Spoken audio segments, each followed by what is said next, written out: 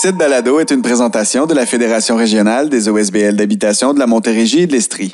Une production rendue possible grâce au soutien financier du Centre de transformation du logement communautaire.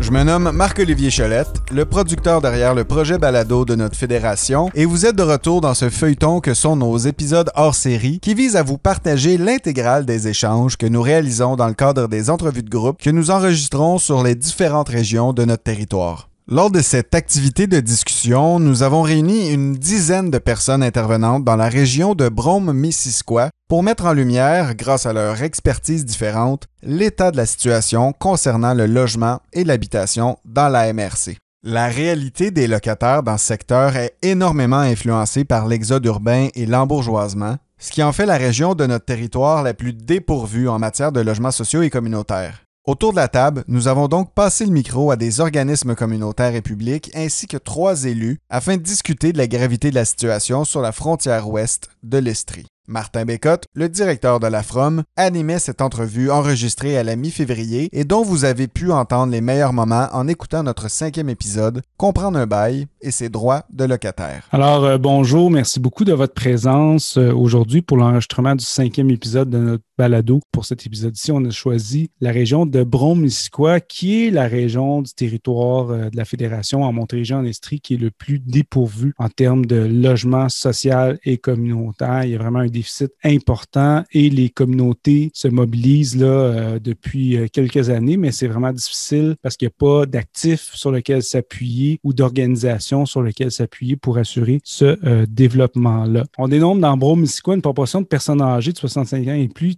supérieure de 22% à la moyenne des régions du Québec, dont 18% des personnes vivent seules. 42% des ménages paient plus de 30% et plus de leurs revenus pour se loger, donc 12% qui paient plus de 50% de leurs revenus pour se loger. Il y a vraiment une augmentation des prix des maisons partout en Montérégie, mais également dans Brome-Missisquoi. Il y a beaucoup de gens de Montréal qui ont quitté pour aller dans votre région, des ménages qui ont beaucoup des maisons secondaires, qui n'occupent pas la semaine, qui occupent seulement la fin de semaine. Ça a un impact sur la vitalité des communautés. Il y a une pénurie de main-d'œuvre importante. L'impact de la crise du logement, des enjeux du logement en termes de santé publique, en termes d'accès pour les personnes aux besoins de base. Hein. Il y a tellement une grande part du budget qui est consacré au logement. Dans la dernière année, en plus des taux d'inoccupation qui sont très bas, depuis le début de la crise en 2020, les dettes hypothécaires des Québécois ont augmenté de 20%, de 45 000 $ depuis mars 2020. Alors, réunis pour ce panel aujourd'hui en vidéoconférence, Madame Pascale Saint-Onge, ministre des Sports, ministre responsable de l'Agence de développement économique du Canada pour les régions du Québec et députée de Brome-Missisquoi. Madame Sylvie Beauregard, mairesse de Cowansville. Monsieur Patrick Melchior, maire de Farnham et préfet de la MRC Brome-Missisquoi. Madame Élise Dion, représentante de l'Office d'habitation Brome-Missisquoi. Madame Julie Coderre, conseillère budgétaire à l'Association des coopératives d'économie familiale de la Montérégie-Est. Madame Ingrid Flécheux, directrice d'entrée chez soi Brome-Missisquoi. Madame Josiane Whittum, directrice du Centre de femmes des Cantons. Monsieur Maxime Rainville, directeur d'Espace Vivant. Monsieur Cédric Champagne, agent de liaison à la CDC de Brome-Missisquoi et responsable de la table du logement. Et monsieur Hercule Boulanger, locataire à la Villa des Monts de Sutton. Merci beaucoup de votre présence parmi nous aujourd'hui, de nous accorder votre temps. Alors, je vais débuter avec vous, Madame Saint-Onge. Merci beaucoup de votre présence. Je sais que vous devez être très occupée. C'est les Olympiques en ce moment, puis on a la chance de vous avoir avec nous, donc on apprécie énormément. Vous étiez en campagne électorale cet automne. Qu'est-ce que vous avez constaté sur le terrain pour la circonscription de Brome-Missisquoi? Bien, beaucoup de choses. Puis je trouve que ce qui est intéressant dans la circonscription, c'est que comme on a une circonscription, une région qui est très diversifiée en termes d'activité économique, entre autres, puis en termes aussi de démographie.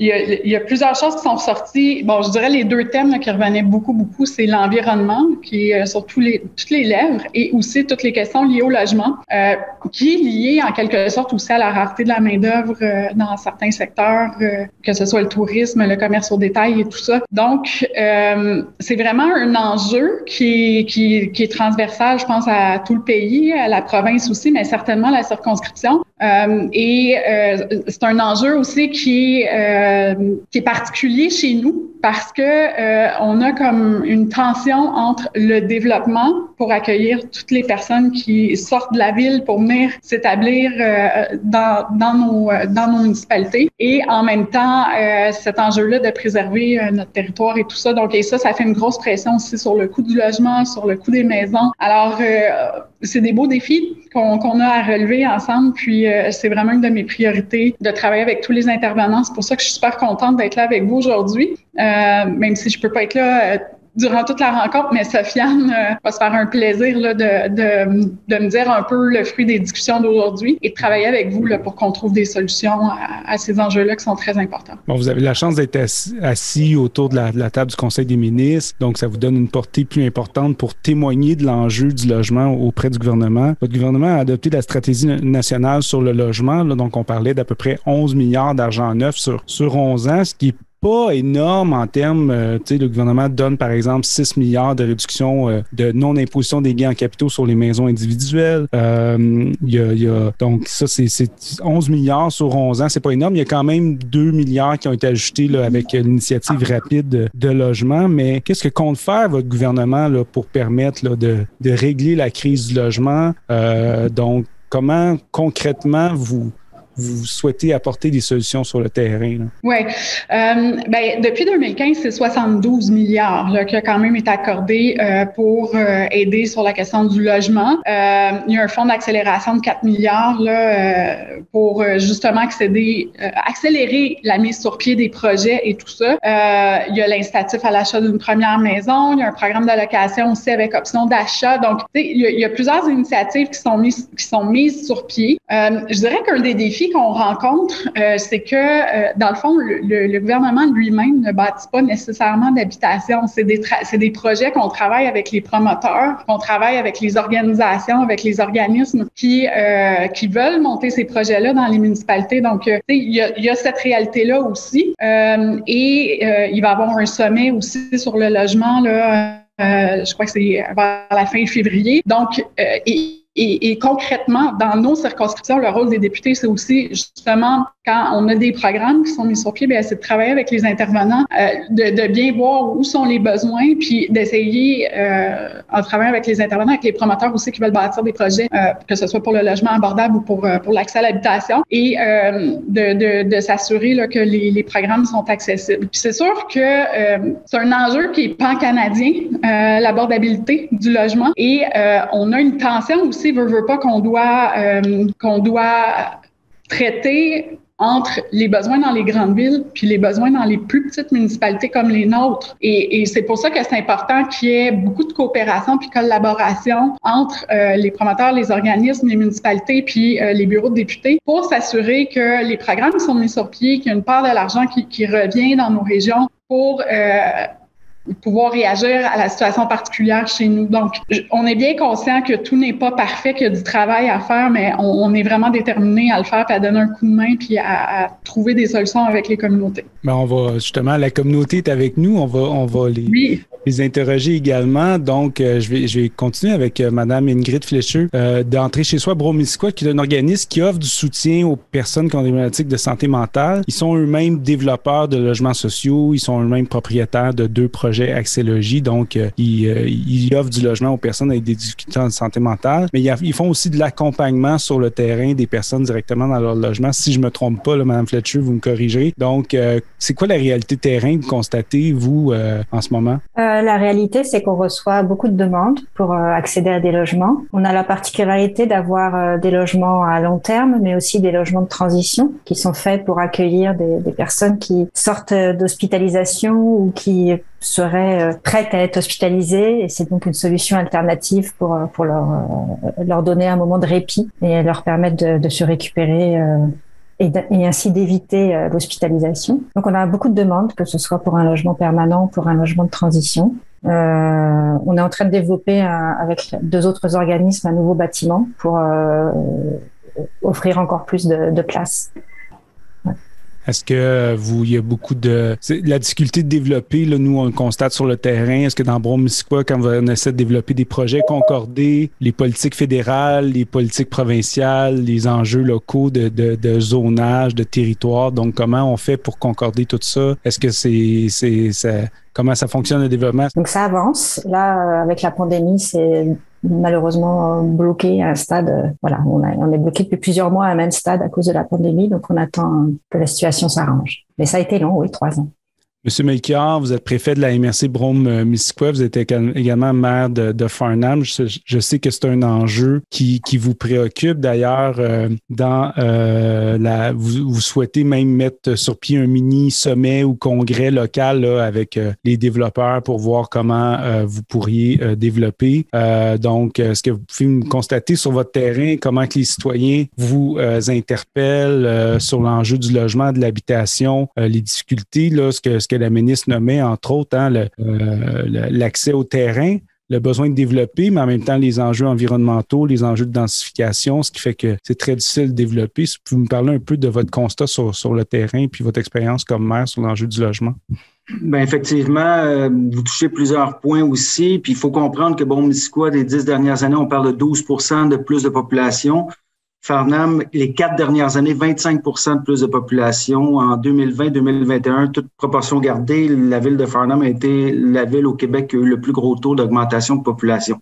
Alors, évidemment, il y a l'aspect d'accueillir les nouvelles personnes avec ceux qui sont déjà là. Il y a le coût du logement. Si on recule de 5 ans, Brome-Missisquoi était plus une région où le prix des logements était abordable. Maintenant, avec l'aspect de la pandémie, évidemment, on en a parlé beaucoup, mais elle est là. Il y aura l'après-pandémie, il y aura l'avant et l'après-pandémie, mais la pandémie apporte énormément aussi de télétravail et tout, donc les gens viennent, ce qui a fait augmenter les prix de façon exponentielle, si on peut dire. Ça, c'est les problématiques. Moi, il n'y a pas une journée que j'ai pas un concitoyen qui m'écrit en me disant qu'il cherche un logement. Il a cherché un logement, mais il a cherché un logement aussi abordable. Quand on pense qu'un 4,5 dans la région, c'est 1200 par mois environ, là. Et puis, si on recule de 5 ans, ça peut être 600, 700, 800 $.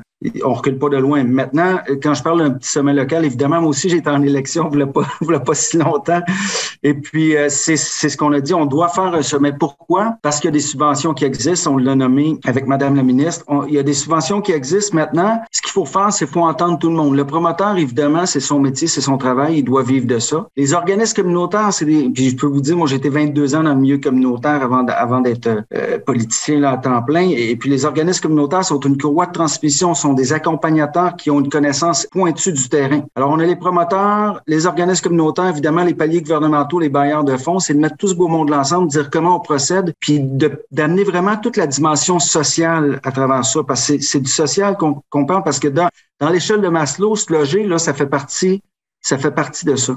Donc ça, c'est une prémisse, c'est une base. Maintenant, le promoteur qui doit vivre aussi de son métier doit être au fait des subventions qui existent et doit comprendre la réalité terrain. Donc, je pense que le municipal, étant donné qu'on est le gouvernement vraiment le gouvernement de proximité au niveau de la population, on se doit d'être cette courroie de transmission-là, puis on se doit d'être la cuisine qui va faire accueillir cette belle assemblée de cuisine-là, puis que tout le monde va se parler ensemble. Puis après ça, de voir, nous, qu'est-ce qu'on peut faire comme municipalité. Mais en même temps, la première chose qu'on peut faire, c'est vraiment d'être cette courroie de transmission-là. Puis c'est pas... En fait, c'est une responsabilité. On se doit de le faire parce qu'on voit notre population qui vit beaucoup de précarité.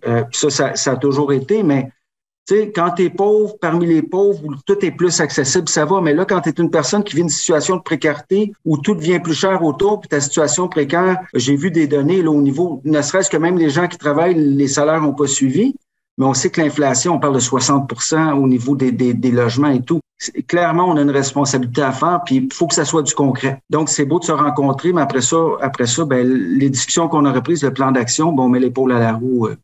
Donc, c'est ça. Puis oui, on la vit tous les mois. Je vous le dis, il n'y a pas une journée que j'ai pas une communication de personnes qui cherchent des logements. Et puis, force est de constater que le taux d'inoccupation est minime. On parle d'1,8% à peu près dans Brome-Missisquoi, si je ne m'abuse. Madame Beauregard, comme mairesse de Cowansville, c'est quoi le constat que vous faites sur le terrain? C'est un peu la même chose que mon collègue de Farnham. Évidemment, il y a une pénurie là, de logements et c'est criant. Et ces logements abordables, maintenant, le mot abordable, c'est pas le même barème pour tout le monde. Hein? C'est ça qui est difficile. Il y a beaucoup de construction chez nous. Nous aussi, là, on a accueilli près de 700 personnes l'année dernière. Il y a aussi les petites municipalités alentours, là, quand ils veulent se rapprocher des services, parce que, comment dire, il y a quand même l'hôpital et les services de santé. Et quand les gens veulent s'en venir plus près des services, là, on accueille des gens en plus. Donc, il y a vraiment un manque. Quand vous parlez tantôt là, du projet sur 3 ans, je ne sais pas si vous pensiez là, au projet sur la rue des Érables là, avec la ville de Cowansville. Donc, c'est un projet 3 ans. Je pense que c'est plus que ça parce que j'entame mon 2e mandat comme mairesse, puis j'en parlais quand j'étais conseillère il y a 4 ans. Donc, c'est un projet là, de longue haleine et je pense que c'est là qui est difficile, c'est toute l'administration autour des demandes de financement qui tardent. Puis là, on est tombé dans la pandémie, on est tombé dans des coûts de construction qui explosent. Alors, ça remet tout en question, pas en question le projet, mais tu sais, tout le financement du projet. Et avec les nouveaux programmes, moi, j'ai invité là, la semaine dernière plusieurs promoteurs à participer à une séance d'information donnée par le ministère des Affaires municipales et de l'Habitation, justement sur le nouveau programme à annoncer. Et il y a quand même une grande contribution de la municipalité à investir pour des nouveaux logements. Donc, oui, c'est intéressant, mais la part du gâteau d'une municipalité est encore bien présente, puis c'est les mêmes citoyens qu'on va aller fouiller dans les mêmes poches. Donc, c'est ce qui complexe la mise en place de différents immeubles. C'est sûr que nos promoteurs arrivent, leur objectif, c'est de faire des sous. Les coûts ont augmenté, donc les loyers augmentent. C'est pas facile à trouver des solutions, mais bon, on est créatif dans Brome-Missisquoi et on va trouver, j'imagine. Donc, j'aimerais entendre, Mme Whittam, il y a vraiment un enjeu qu'on constate sur le terrain. Là. Tantôt, Mme la ministre a parlé d'un financement de 72 milliards, mais là-dedans, elle inclut les portions provinciales et des contributions municipales également. Mais sinon, au net, la stratégie nationale sur le logement, on parle d'à peu près 13-14 milliards d'investissements sur 11 ans. Les gouvernements provinciaux, fédéraux subventionnent majoritairement les promoteurs privés, mais surtout les propriétaires de maisons privées. Et plus on est riche, plus qu'on a de l'aide du gouvernement, soit en réduction des taxes scolaires, soit en réduction des impôts sur les gains en capitaux d'une vente de maison, parce que les ménages les plus riches, c'est les ménages qui sont menés par les hommes. La crise du logement, elle a vraiment un impact important pour les femmes, elle désavantage vraiment les femmes dans les investissements publics. Qu'est-ce que vous constatez sur le terrain, là, l'impact de la crise du logement pour les femmes dans votre région? Présentement, on a déjà des femmes qui sont ils n'ont pas de logement pour juillet, ils sont à la rue. On a vraiment peur à l'itinérance de plusieurs femmes. En fait, tu sais, là, on voit beaucoup de la prostitution de fin de mois. C'est des choses qu'on voyait avant, mais là, on voit beaucoup. C'est vraiment là, la situation de pauvreté, ça fait aussi que les femmes acceptent les hausses des propriétaires, mais par peur de perdre de leur logement ou de pas avoir de logement en juillet. Fait que on vit beaucoup la pauvreté des femmes. Honnêtement, puis la pandémie, je pense qu'elle a amené son lot. Dans la région, les logements ont beaucoup augmenté. Donc oui, on voit beaucoup la vulnérabilité des femmes, même les femmes qui travaillent à faible, tu sais, je veux dire, au salaire minimum, là, ils n'y arrivent pas, là. Donc, est-ce qu'il y a des enjeux de violence conjugale dus à ça? Est-ce qu'il y a des femmes qui restent dans des ménages qui sont pas nécessairement violentées, mais qui sont dans un ménage malsain, qui restent dans des ménages parce qu'il n'y a pas d'autre endroit pour se loger? Exactement. Ça, on en a vu parce que, je veux dire, elles sont pas capables de se trouver des logements, donc vont rester avec le conjoint en se disant peut-être que après, quand la pandémie va passer, on le voit beaucoup avec la crise de la pandémie, mais la crise du logement aussi, fait que oui, elles restent avec leur conjoint effectivement pour avoir au moins un toit sur la tête. Puis souvent, vont faire ce choix-là à cause des enfants. Parce qu'il n'y a pas de 5,5 disponible pour Là, on part d'un ménage qui a un 5,5. Là, on a besoin de 2 5,5 pour vivre en séparé. Donc, on n'a pas toujours le choix. Madame Dion, à l'Office municipal d'habitation, là, je suppose que vos listes d'attente, hein, les demandes explosent ou des personnes qui n'étaient pas des personnes qui ciblaient l'OMH pour avoir un logement avant. Est-ce que vous voyez des gens qui gagnent 40 000 $ par année, qu'on ne voyait pas avant déposer des demandes à l'OMH? Nous, ça nous a témoigné dans d'autres OMH, là, des femmes surtout qui gagnent 40-45 000 $ par année, cognent à la porte de l'OMH pour trouver un logement. Qu'est-ce que ça a l'impact depuis 2 ans, 3 ans, la crise du logement pour l'OMH? Moi, je suis, comme je disais tantôt, ça fait 22 ans que je suis en HLM. Ça fait 22 ans que je vois des renouvellements de baux à chaque juillet. L'année dernière a été un renouvellement de bail et c'était en juillet, c'était fou, les gens qui cherchaient quelque chose, là. Ça a été très difficile au niveau de la pression pour nous parce que en ce moment, au moment où on se parle, j'ai 112 ménages qui demandent un logement. J'ai 8 logements que je peux donner. Sur les 112, j'ai 10 familles de 3 enfants et plus qui n'auront pas de logement cette année, l'année prochaine, parce que j'ai 0 logement pour être capable de combler ça. Mais j'ai des maisonnettes qu'on attend pour savoir est-ce qu'on va avoir éventuellement de l'argent pour les rénover, est-ce qu'ils vont être démolis, si ces maisonnettes-là, là, j'en ai 6, si ces maisonnettes-là étaient démolies et reconstruites demain, je pourrais loger mes 10 familles. Est-ce que vous avez juste une idée d'une famille qui vient dans ton bureau, qui dit « j'ai 4 enfants », le propriétaire, comme Mme Whitton a dit, le propriétaire m'a fait signer un papier, il m'augmente de 300 $ mon loyer par mois, j'ai pas le choix de rester. Non, ça. Puis si on avait aussi, pendant 2 ans, j'ai demandé des subventions au logement. C'est-à-dire que si moi j'avais quelqu'un qui demeurait en logement, qui n'avait pas signé d'avis de départ ou quoi que ce soit, j'aurais pu dire, on va négocier avec votre propriétaire pendant une période de 3 ans. Vous pourrez rester, puis ça va être subventionné à 25 % de vos revenus. J'attends encore d'avoir ces subventions-là. De la part de la SHQ, c'est ça? Oui. Okay. On dirait qu'il y a une incompréhension il y a de la législation à faire, ça c'est clair aussi, parce que en ce moment, ce que je vois beaucoup, parce que moi je les reçois directement dans mon bureau. Donc, ce que je vois, ma collègue aussi, Vicky, c'est rénoviction, mais rénoviction mal sale, là. Excusez les expressions, là, mais c'est ça. J'ai une dame qui est venue faire une demande. Son propriétaire, il a dit, si tu quittes dans le mois qui suit, je te donne 5 000. Si tu quittes dans tel mois, je te donne 2 000, puis il a fait signer. Mais c'est très bien que ces gens-là ne se défendront pas à la régie du logement. Là, ces gens-là viennent me voir, sont en détresse, ils ont des enfants à charge. Fait que moi, cette année, là, en ce moment, là, j'ai 8 logements disponibles pour mes 112. Puis là-dessus, je peux pas en tout placer de personnes de grosses familles. Pour les personnes seules, j'ai 19 personnes qui attendent sur la liste. Puis là, dans la liste des 19, je sais qu'il y en a au moins 10 qui n'auront pas de logement en juillet. Là. On va les mettre où? On va faire quoi? On a besoin d'avoir une possibilité d'avoir des subventions beaucoup plus rapidement pour être capable de, moi, dealer avec les propriétaires puis dire, garde-les, je vais m'en occuper, moi. Je vais te faciliter la vie, tu sais. Une législation contre les propriétaires véreux qui, en ce moment, se payent la traite, mais solide. Et ça, je ne sais pas qui peut faire ça. Je ne sais pas. Aucune idée. Mais il faut qu'il se passe quelque chose parce qu'il y en a qui utilisent la pauvreté économique, mais la pauvreté sociale de certaines personnes, la pauvreté de compétences de certaines personnes pour abuser d'eux.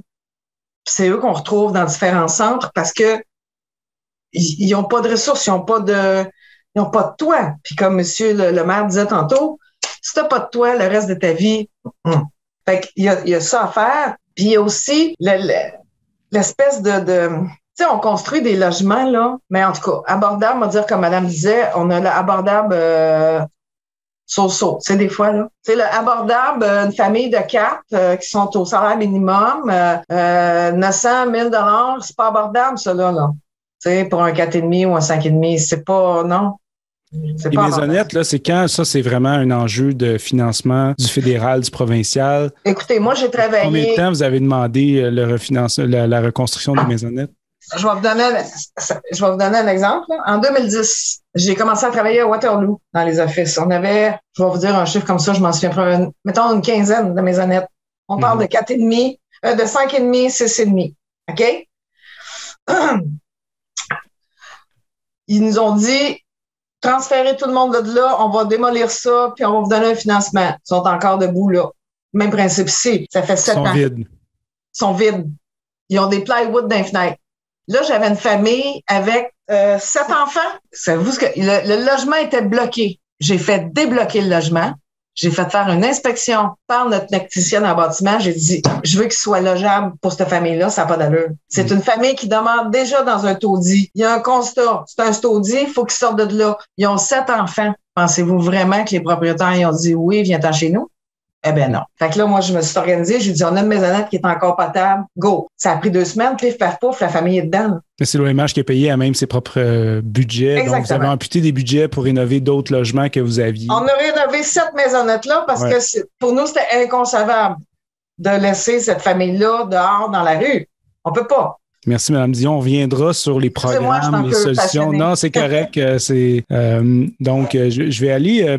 Il y a 3 intervenants qu'on n'a pas interpellés encore. Donc, je vais entendre M. Rainville sur l'enjeu des jeunes, Mme Julie sur... vous n'avez pas écrit votre nom de famille, vous m'avez joint autour. Donc, de la CEF pour l'enjeu des familles, justement, qui vous interpellent, des personnes. Je suppose qu'à la CEF, c'est la principale problématique des finances personnelles des ménages en ce moment. Mais puis Cédric Champagne aussi vous entendre comme sur les enjeux de développement, de la mobilisation des groupes communautaires sur l'enjeu du logement. Mais je vais commencer avec M. Rainville. J'aimerais ça vous entendre sur la situation des jeunes en logement que vous constatez sur le terrain. En fait, peut-être pour expliquer un petit peu, nous, notre mission de base on est une maison d'hébergement pour adolescents, adolescentes, mais on a un projet, un volet 2 là en appartement de transition. D'ailleurs, on fait partie là des groupes on a des groupes là qui veut déménager là sur la rue. C'est quelle rue donc, Madame Beauregard, en tout cas, avec le projet, avec le centre de femmes et avec Entrée chez soi.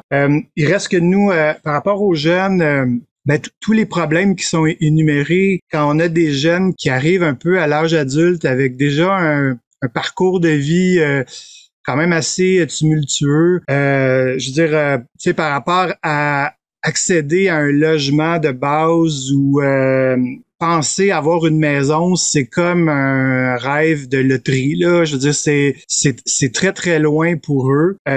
Nous, ce qu'on constate depuis la pandémie, je dirais, puis c'est que les jeunes que nous, on accueille en transition ont de plus en plus un parcours de vie plus tumultueux.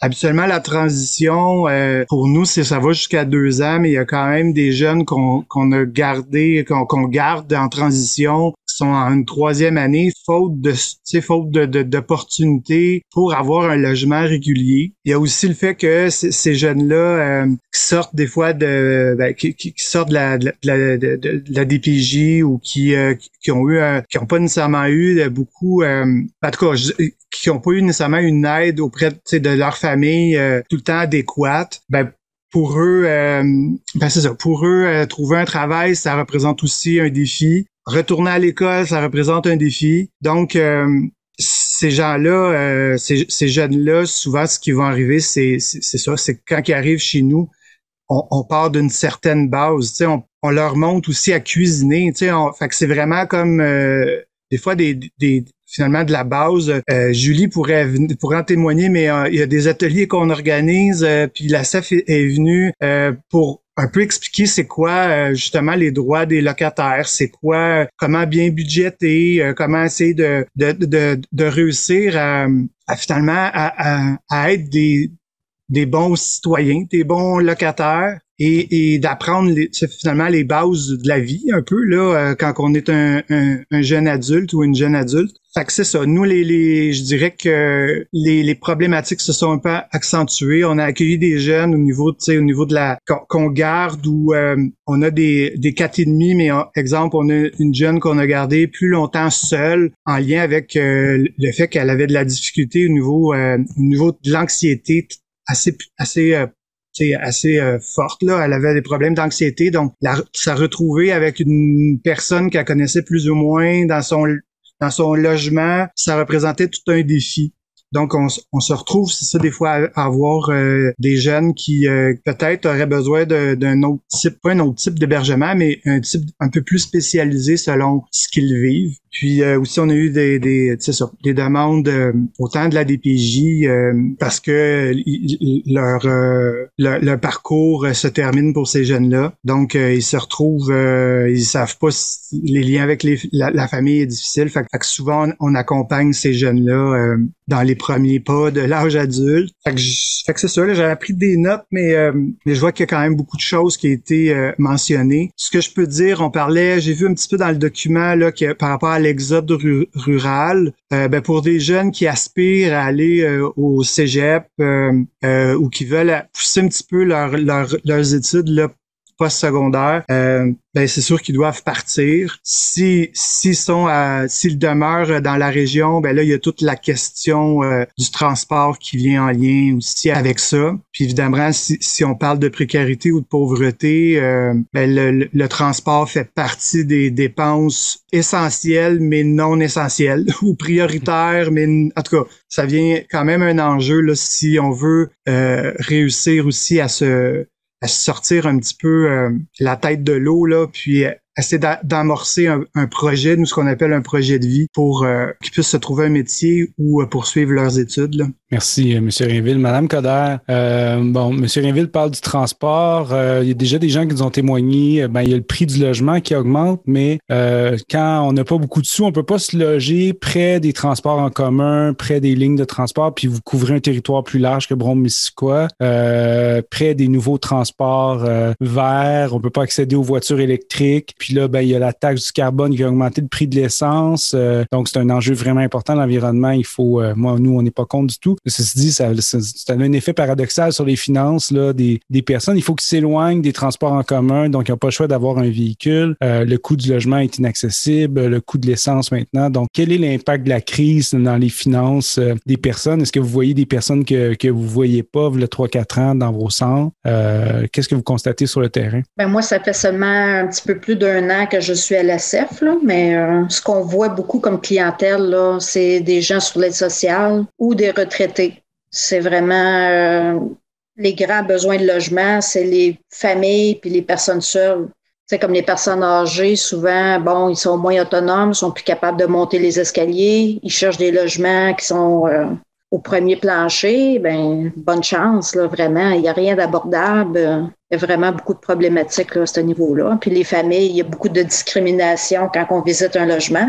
Fait que les familles n'arrivent pas à se loger. Puis quand ils viennent chez nous, ils viennent faire leur budget, je regarde le budget, je leur dis, bonne chance pour trouver quelque chose que vous êtes capable de payer parce que moi, à moins d'avoir un HLM, je vois vraiment pas des fois comment que la personne pourrait arriver à se loger convenablement. Merci. Monsieur Champagne, ça fait longtemps que vous travaillez dans la région au développement du logement, à mobiliser les différentes organisations, que ce soit par entrée chez soi avant, maintenant à la CDC. Donc, nous, le constat qu'on fait avec la Fédération, c'est que la région la plus pauvre en termes de logements sociaux, coopératifs, OSBL, HLM, de notre territoire, c'est Brome-Missisquoi. Vraiment, c'est triste. C'est vraiment de loin, il y a un sous-développement de ce type de logement là dans la région. La mobilisation n'est pas facile, le travail de concertation, parce qu'il n'y a pas d'outils puis il n'y a pas de base pour travailler. Est-ce que vous pouvez nous dire sur quoi travaille en ce moment le milieu pour essayer de pallier à la crise?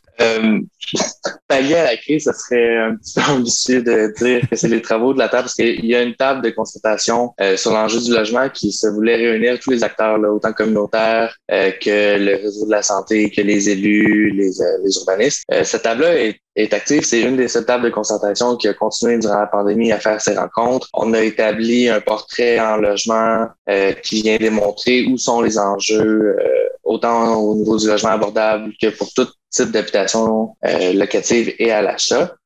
Par contre, ce qu'on voit actuellement, c'est un épuisement du milieu communautaire, puis ça devient difficile de travailler à développer des nouveaux projets quand le financement n'est pas présent. Autant du financement public que privé, on le dit, là, l'argent, c'est le nerf de la guerre. Mais en effet, si on avait des opportunités de développement grâce à du financement, je crois que les énergies sont en place et il y a les acteurs qui sont disponibles à travailler, autant auprès des élus que du milieu communautaire. Mais ce qui manque dans le développement, c'est vraiment des programmes qui conviennent au développement, parce que quand on parle d'accès logis, on vient demander à des petites municipalités qui n'ont pas tant de financement que ça, de contribuer à 30% du coût du projet. Ça devient insurmontable pour des municipalités.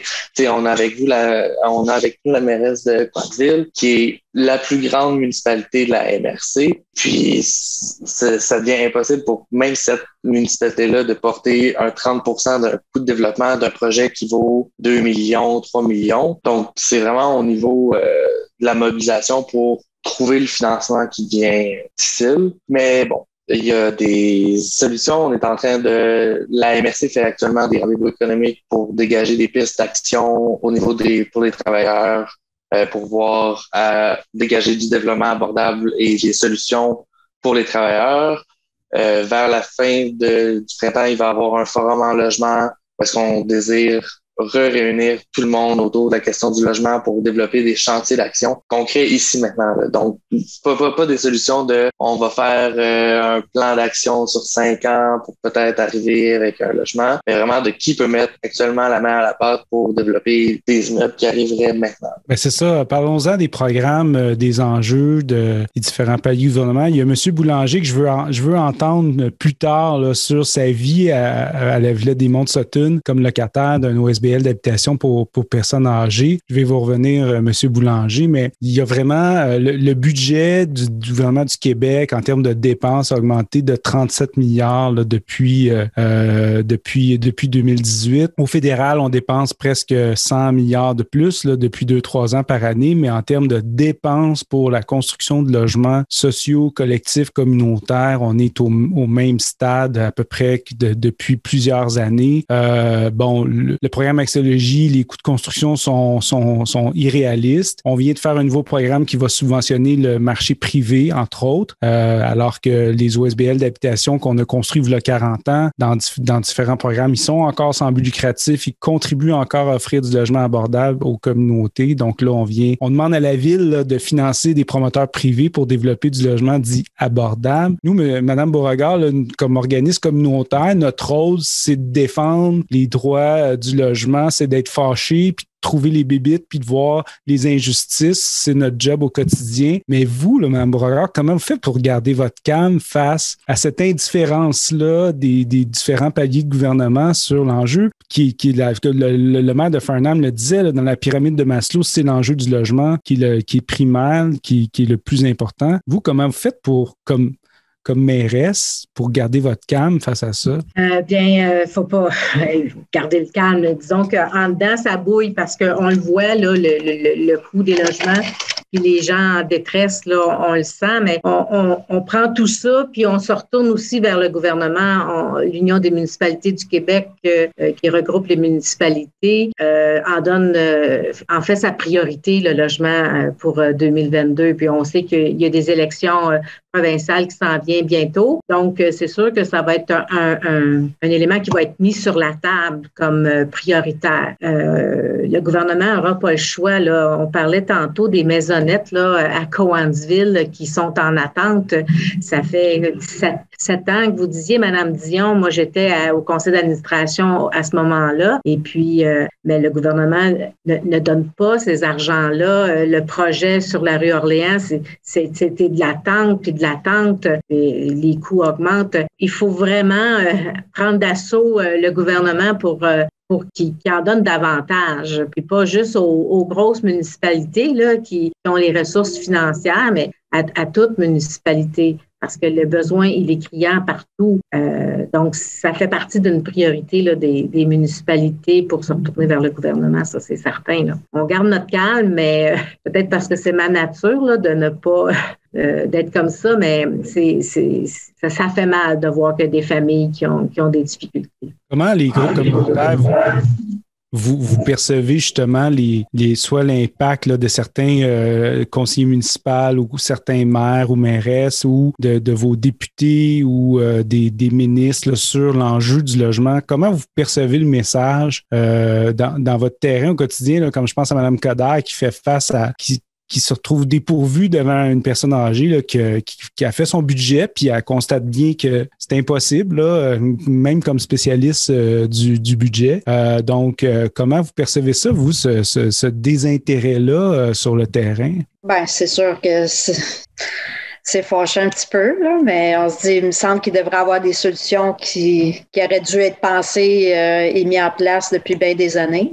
Donc, on se retrouve comme dans la crise là, puis on sait que des logements, ça va prendre quand même un certain nombre de mois avant d'être construit, puis d'avoir les financements et tout. Là. Si je peux me permettre de rebondir. Oui, vas-y. Ben justement, comme Julie disait, ça fait des années, puis vous aussi vous en parlez, ça fait des années que le communautaire est là pour dire qu'on arrive dans cette situation-là, qu'une pénurie de logements s'en vient. Malheureusement, ce qu'on constate, c'est que les élus s'en préoccupent uniquement quand la crise est là. Ça va prendre des années à remonter la tangente de pénurie de logements parce que les logements ils poussent pas comme ça dans le vide au bout de 3 mois. Ça va prendre des années de travail pour offrir du logement à tous les types de portefeuilles. Surtout quand on pense que dans notre MRC, c'est 30% de la population qui fait plus de 30% de son revenu en habitation. Donc, c'est au minimum 30% de la population qui a besoin de logements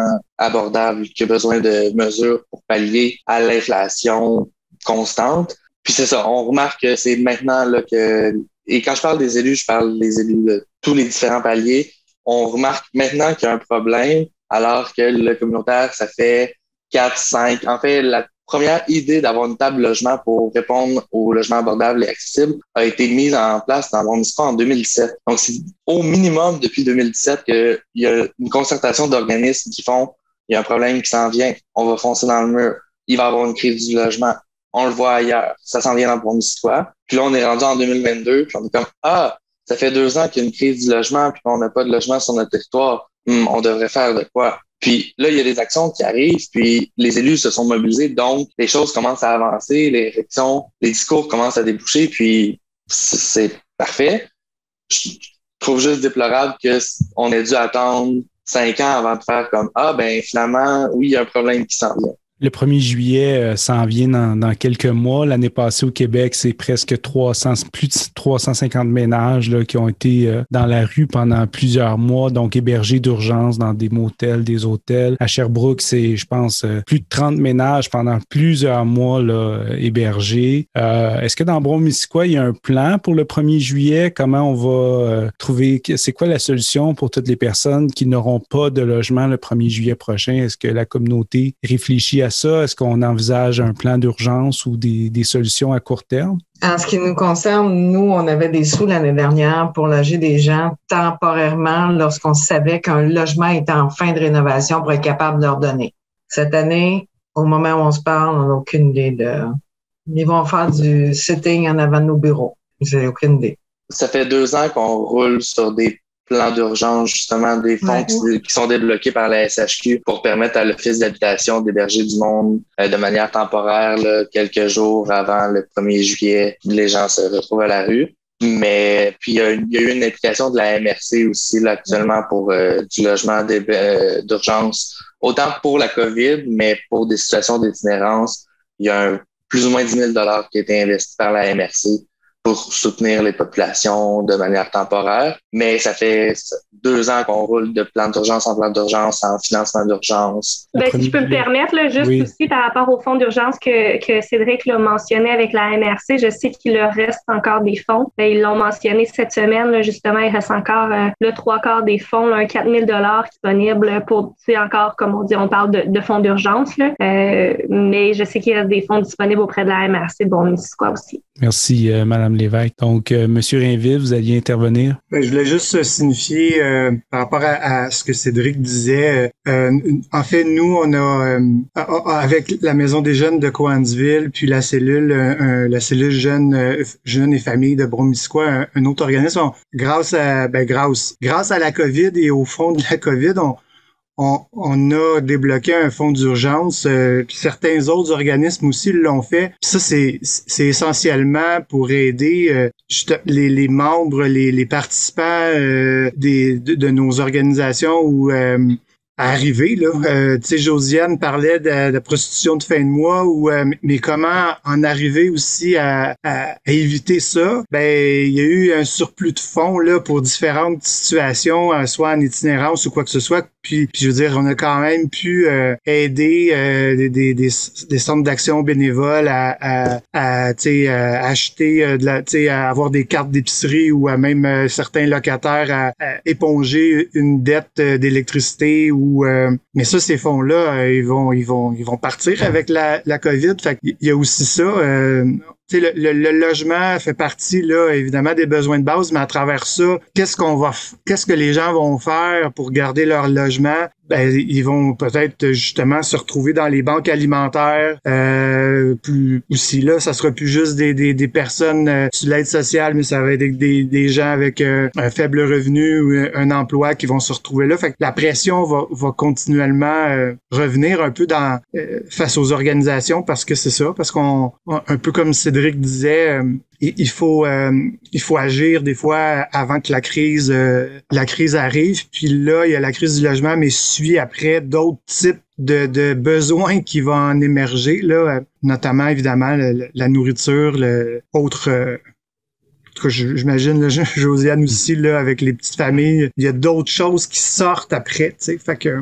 Avant d'écouter M. Boulanger là sur la vie à la Villa des Monts-de-Sutton, est-ce que vous avez des choses à ajouter sur la situation dans Brome-Missisquoi, les problématiques, les solutions que vous voyez poindre à court, long, moyen, long terme? Bien, une des choses que je pense qui serait vraiment géniale, ce serait d'avoir plus de programmes de supplément au loyer.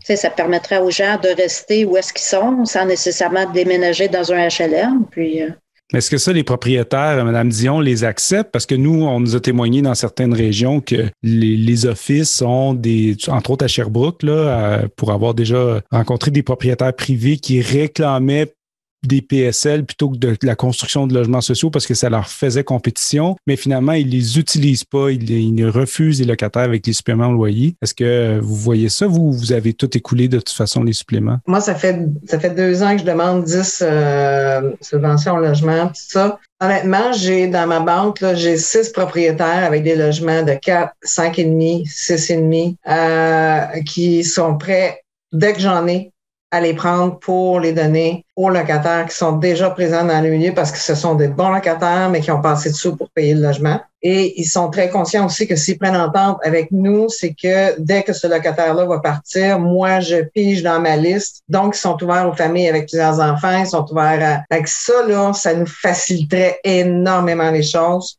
Puis la reconstruction des maisonnettes aussi, parce que plus ça va, plus on va recevoir des familles immigrantes aussi. Mm-hmm. Ça commence à rentrer.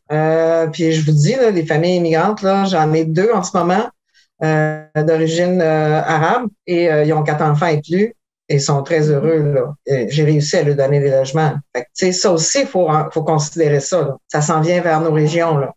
Monsieur Champagne. Oui, quand on parle de solutions, il y en a quelques-unes qui sont possibles ou du moins qui arrivent sur le territoire, là. Donc, quand on parle des PSL, avoir des PSL à la personne et non au logement, ce serait un très grand avantage, comme si ça permet aux personnes de pouvoir habiter et de pas être soumis à leurs propriétaires et de vivre dans des lieux insalubres. Il y a un organisme d'habitation, un OSBL, qui s'appelle Foncier solidaire Brome-Missisquoi, qui actuellement fait de l'achat de terre pour pouvoir faire de l'habitation de propriété de manière abordable, mais ils ont aussi dans leur projet de, si leur laboratoire fonctionne bien, de développer des logements locatifs en gardant le critère d'abordabilité. Il y a actuellement 3 projets de logements subventionnés qui sont sur le terrain et qui attendent uniquement un petit coup de financement pour pouvoir être démarrés. Donc, les projets existent. Puis, on a aussi quelques promoteurs, un promoteur en tout cas, à Farnham qui développe des projets de logement abordables avec la SCHL. Donc, il y a une promesse d'abordabilité sur 10 ou 20 ans pour ces logements-là. Donc, c'est quand même déjà des bons débuts de solution pour la région. Bien, merci. Donc, Monsieur Boulanger, j'aimerais ça vous entendre sur votre vie au quotidien dans un OSBL d'habitation à la Villa des Monts-de-Sutton. Il y a eu ça fait partie de l'actualité dans la dernière semaine, là, des RPA pour personnes âgées, puis il y a certains partis politiques qui ont promu les RPA sans but lucratif. C'est comment la vie au quotidien à la Villa des Monts-de-Sutton? Ben, c'est très difficile de partir d'une maison résidentielle puis de venir dans une maison communautaire comme la Villa des Monts. À la Villa des Monts, on est très bien logés. Aucun commentaire. Il n'y en a pas beaucoup. Il y en a juste 40, puis il y a des listes d'attente. Alors, il faut vivre avec ça. Puis pour agrandir dans la municipalité, il y a des problèmes d'eau. Alors, ça, c'est un autre problème. Alors, c'est à suivre. Ben, merci beaucoup, Monsieur Boulanger. Pour finir, merci beaucoup à tout le monde. L'heure est déjà finie. Merci beaucoup de votre présence, de votre temps que vous avez accordé pour discuter des enjeux du logement dans Brome-Missisquoi. Ben, merci beaucoup tout le monde.